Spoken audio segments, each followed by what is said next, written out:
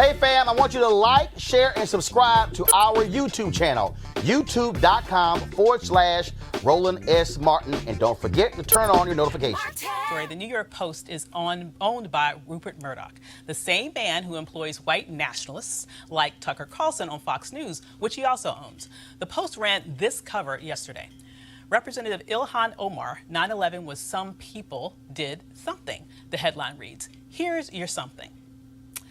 So let's leave aside for the moment that the Post was exploiting the deaths of 3,000 people to score a political point.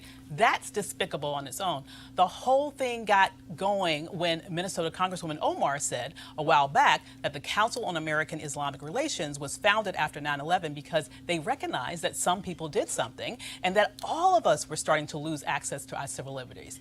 The right-wing attacks on Omar are meant to scare white people, that people of color, and especially women of color, are gaining power, which we are, of course. But these attacks are also dangerous. One man has already been arrested for threatening to kill Congresswoman Omar. Massachusetts Congresswoman Ayanna Pressley tweeted this: Ilhan's full comments clearly speak to post-9/11 Islamophobia. Manipulating her remarks is defaming and dangerous for her and her family. Stop with this recklessness. Rupert Murdoch, this is on you, stoking hate, fear, and division, putting real lives at risk. Shame on you. And New York Congresswoman Alexandria Ocasio-Cortez said this: violence against progressive women of color. And if they can't figure out how to get it back to policy, we need to call it out for what it is, because this is not normal, and this is not a normal level of political debate or rhetoric. As wild as it can get sometimes, this is something beyond what is normal. So I want to start off with Teresa, bringing you back in on Skype. I mean, the irresponsibility of these relentless attacks against not only Ilhan, but frankly, Alexandria Ocasio-Cortez and many of the women of color, the new freshman congresswomen, has been absolutely relentless. You know, what do you think needs to happen in order to sort of cause some sort of reprieve as it relates to this? What's going on that can be stopped? Well, it's going to take everyone. It's going to take everyone to unify in the Congress, because as of right now, people are still bitter that the progressive women, the newly freshman women, are coming in with fresh ideas and are looking to take part in their government as they see fit for their next generation. So I think the old traditional system really needs to take a step back and really understand that change is here. Also, you know, obviously decrease the rhetoric, but also understand that the purpose of these women and other advocacy and organizations and why the progressive movement was formed was because they felt like their voices weren't being heard. So I think, you know, in the midst of all the political minutia, there should be a light at the end of the tunnel very soon for those who really honor our country and want to see it more unified than divided. You know, I think she brings up a good point here. To me, the Democrats have been MIA on this situation. They've just kind of left them out there to flounder, in my opinion. I mean, what do you think is the responsibility of some of these Democratic leaders who have not stepped up to the plate to defend these women, I think, in a very powerful way? Well, I think part of there are two problems here. The first is that the middle of the road Democratic base themselves are in a way threatened by representatives like Omar and the other women of color who have come in the freshman class. And the second part of that is there is some latent kind of liberal racism is one way of phrasing it. But the thing that strikes me most about this story is the fact that none of the other women, save for Alexandria Ocasio-Cortez, has been singled out in this way. Mm-hmm. And I think that it's because Representative Omar is wearing a hijab.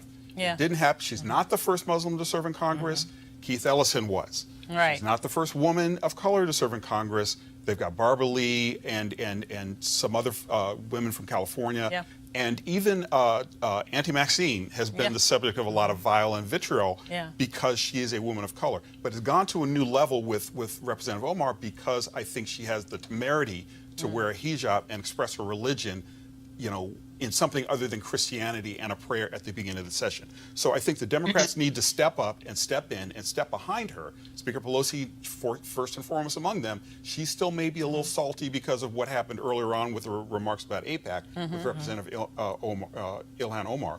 But she's got to do something. She's got to put her foot down. She's got to step up and get other members to rally behind this one woman who is speaking her own truth. Absolutely. To me, it's like she's the perfect storm. She's a walking perfect storm because she's a woman, she's black, she's Muslim, she wears a hijab. I mean, she's like everything that they're scared of. Which ironically is the reason why she got elected. She represents a district that has a lot of Muslim constituents. Yeah, absolutely. Absolutely. My point is really to the fact that he was saying regarding the fact that she's wearing a hijab. You know, this is not about her being a woman. This is not about her being Islamic. This is about her wearing a hijab and the ignorance of others regarding what a hijab means, regarding how many people wear a hijab, how many other religions wear head coverings, nuns included. Right. You know, this isn't, you know, a symbol of terrorism. You know, if anything, if you want to take it there, you could argue that Eurocentric white Christianity would be a vessel for terrorism, right? Because the people who are actually going